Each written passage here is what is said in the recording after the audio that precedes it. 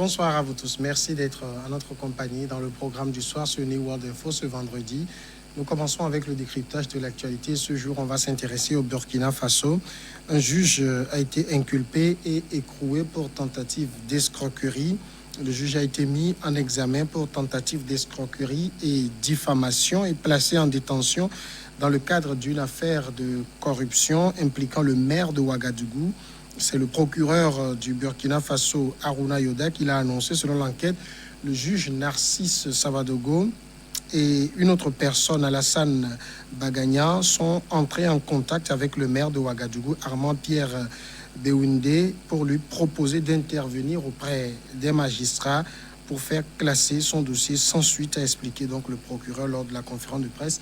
On va tenter de comprendre ce sujet avec notre éditorialiste Mamadou Diouf. Bonsoir Mamadou Diouf.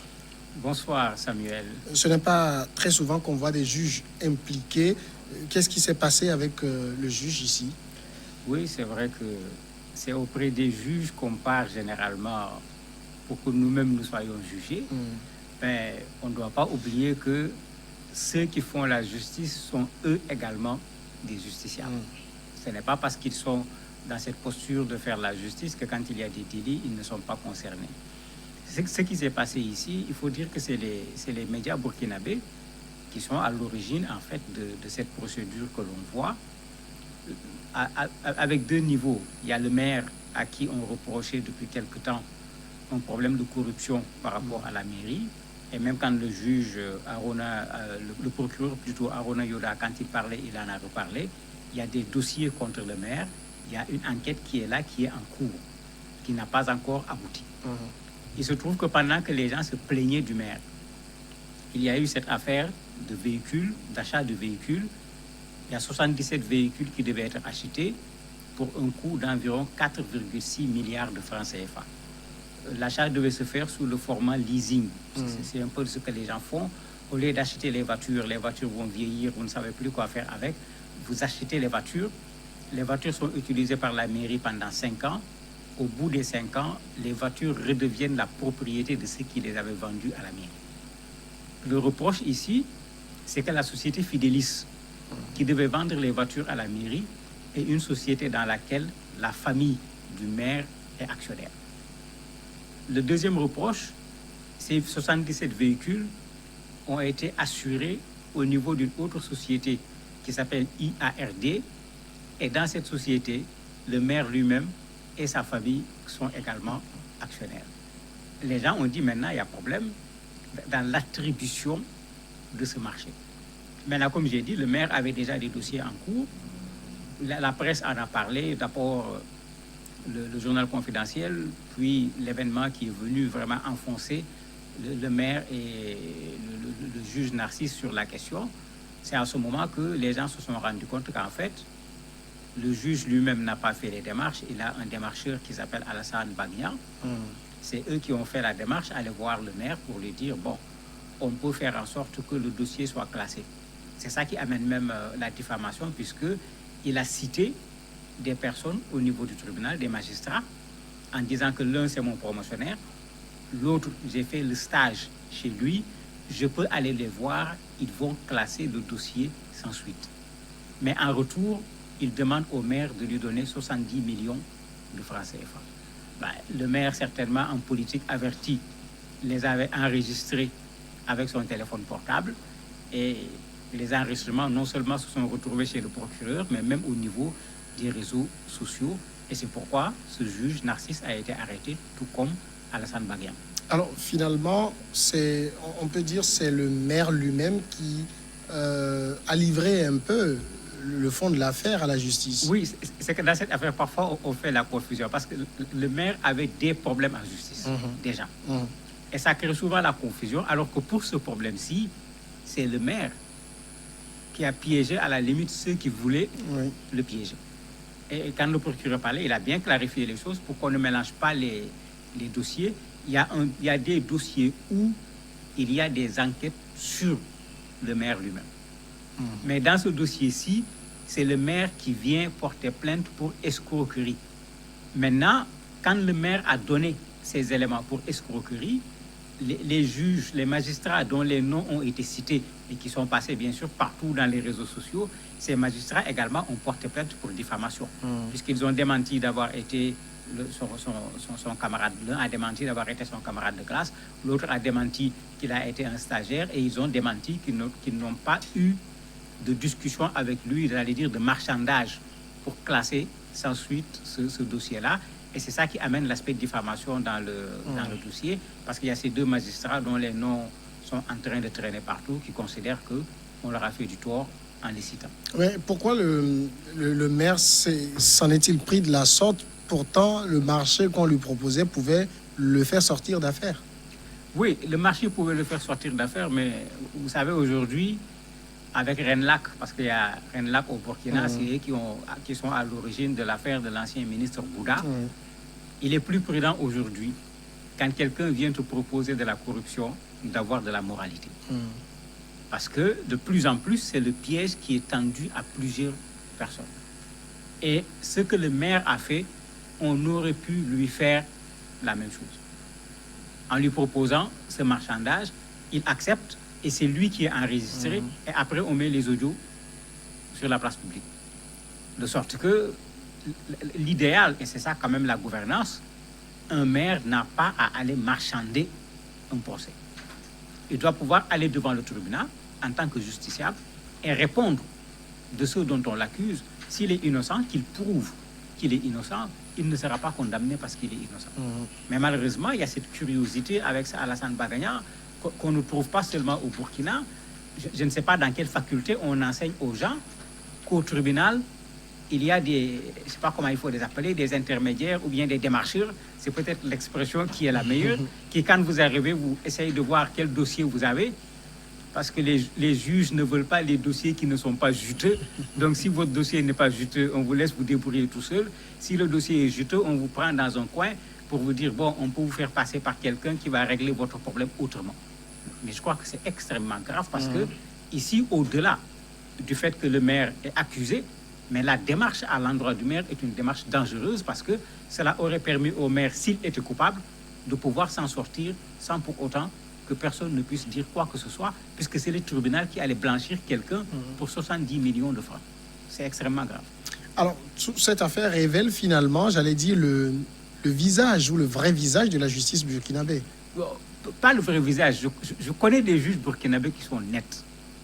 Parce que j'ai fait 10 ans dans ce pays et ce que je disais tout à l'heure, c'est quelque chose que je connais très bien. Parce qu'il y en a un que je connais, je ne donnerai pas son nom. Les gens le citent en disant que quand il y a un dossier sans argent, on dit aux gens d'aller voir un tel. Parce que lui, il ne prend rien du tout. Donc ça veut dire que dans l'appareil, comme d'habitude, il y a la bonne graine, il y a la mauvaise graine. Et malheureusement, c'est la mauvaise graine finalement qui est là, qui veut même prendre des dossiers qui ne leur reviennent pas, puisque ça leur permet de faire de l'accumulation. Et le but, ce n'est pas autre chose que de faire de l'accumulation. Alors que c'est eux qui détiennent l'appareil judiciaire, le troisième pouvoir dans un État. Je peux même dire le pouvoir le plus important dans un État, parce que quand il n'y a pas de droit, quand il n'y a pas de justice, on fait quoi dans un pays? Maintenant, si c'est à ce niveau qu'il y a de la corruption, mais s'il faut lutter contre la corruption, on va lutter contre la corruption où? Si vous amenez le corrompu à la justice, là où on devait faire en sorte qu'il n'y ait pas d'impunité, il trouve là-bas des corrompus, mais vous imaginez où va aller un tel pays.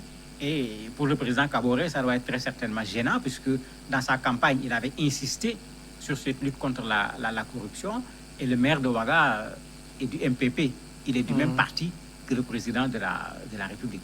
Mais cette affaire ne classe pas du tout l'affaire du maire. Non, le procureur a été très clair. L'affaire du maire est antérieure à les affaires du maire, parce que ce n'est même pas une seule affaire. D'ailleurs, même une partie de l'opposition a organisé une conférence de presse pour demander tout simplement que le maire démissionne. On n'attende même pas que cette affaire-là finisse. Ils disent qu'il y a déjà beaucoup d'affaires qui avaient été soulevées par la presse.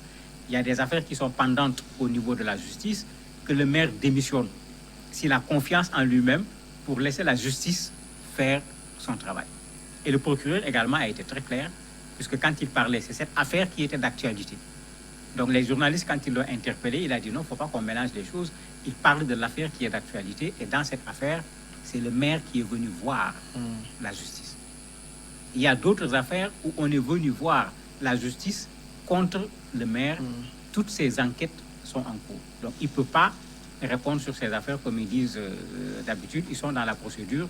Ils ne peuvent pas dire ce qu'ils sont en train de faire. Donc, il y a l'affaire de Narcisse qui est là. Demain, peut-être, ça sera l'affaire du maire quand les gens auront bouclé ces enquêtes. Tout ceci montre également que la corruption est véritablement assise, j'allais dire, dans les hautes sphères du Burkina, parce que au-delà de l'affaire du maire, du ministre que vous avez, l'ancien ministre que vous avez évoqué tout à l'heure, le procureur a également parlé d'une affaire liant le directeur général adjoint de la douane, son épouse et des enfants. Ça montre qu'on a une corruption au haut niveau. Mais tout à fait. Le directeur adjoint de la douane également, son cas a été cité, puisqu'il a été mêlé dans une vente de parcelles, lui et ses enfants, et c'est sur un coût d'à peu près 1,5 milliard de francs CFA. Maintenant, effectivement, ça pose problème.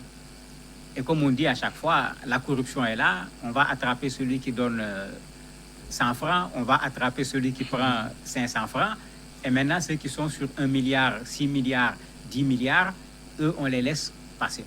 Le Burkina a la chance d'avoir le RENLAC qui est là-bas, qui est une branche de Transparency International et qui fait un travail formidable.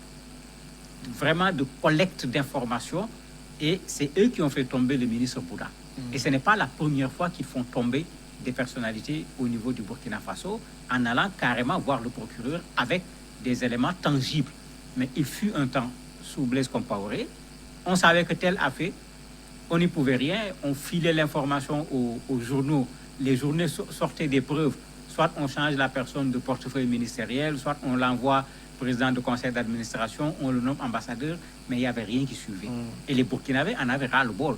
De sorte que le président actuel aura un problème avec ces dossiers. Parce qu'entre autres, il a été élu pour que les gens ne voient plus cette corruption au Burkina, puisque, comme le disait un journaliste, il dit que normalement la corruption, on voit les effets. Mais on ne voit pas la corruption elle-même. Il disait qu'au Burkina, on voit la corruption elle-même. Donc, pour dire effectivement où en était la corruption. Mais ça montre également que si le président veut régler tout ce problème en un mandat, mais ça va être extrêmement compliqué. Mais tout ceci montre quand même qu'il y a eu du changement, parce que le fait que le procureur se saisisse d'une affaire révélée par des médias, ça montre qu'il y a quand même du changement qui commence par se faire voir. Oui, mais tout à fait. C'est qu'avec l'insurrection, il y a des changements au Burkina, il faut le dire. Malheureusement, les attentes sur le plan économique, sur le plan social, sont très loin d'être satisfaites. Mais d'un point de vue institutionnel, il y a quand même des changements dans ce pays. Puisqu'il y a plein de dossiers de corruption que tout le monde, les gens pouvaient réciter par cœur en te montrant où les choses sont passées, qui a fait quoi. Rien n'avait jamais été fait. Ici, voilà 3 dossiers déjà sur lesquels la justice s'est saisie. Et il y a eu d'autres dossiers au préalable qui avaient fait moins scandale que ces dossiers-là. Moi, je trouve que c'est une bonne chose, et il faut que les pays africains comprennent que c'est ça une république. Le Bénin l'a fait tout récemment également avec des personnels de la justice qu'on accusait de connivence avec des terroristes pour les mêmes raisons, corruption, de l'argent. Je crois qu'il faut que ça fasse école au niveau des pays africains, de sorte que si la justice fait son travail correctement, s'il n'y a pas des citoyens à double vitesse, s'il n'y a pas une justice à géométrie variable, quand tout le monde sait que si quelqu'un fait de la corruption, si quelqu'un détourne, si quelqu'un vole, il va être jugé comme il se doit, nos pays ne s'en porteront que mieux. Donc moi, je crois que c'est une chose qu'il faut encourager pour que, à la limite même, comme on l'appelle, les lanceurs d'alerte, qu'on aille dans le sens de les protéger pour que, effectivement, nos pays puissent sortir de la corruption. Mamadou Diouf, merci d'avoir répondu à nos questions. C'est moi qui vous remercie. Voilà qui nous amène à la pause, et on reçoit après l'invité de ce soir, invité sport.